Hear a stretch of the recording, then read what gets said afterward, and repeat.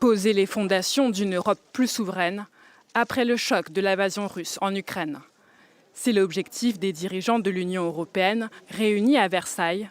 La guerre déclenchée par Vladimir Poutine a souligné le manque de capacités militaires européennes réduites depuis la fin de la guerre froide. C'est un moment déterminant pour l'Europe. À ce sommet, nous allons repenser la défense européenne avec des capacités fortes. Nous allons repenser l'énergie.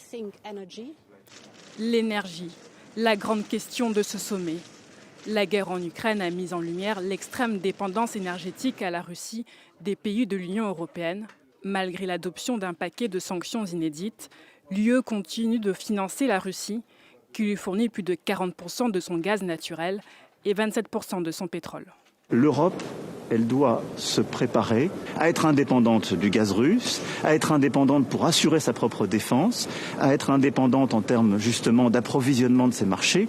Mais les 27 restent divisés sur le refus de toute importation de pétrole et gaz russe. La présidente de la Commission européenne, Ursula von der Leyen, a déclaré sur Twitter que l'UE devrait cesser d'ici 2027 d'avoir recours aux énergies fossiles en provenance de la Russie, ajoutant qu'elle soumettrait mi-mai un plan pour y parvenir.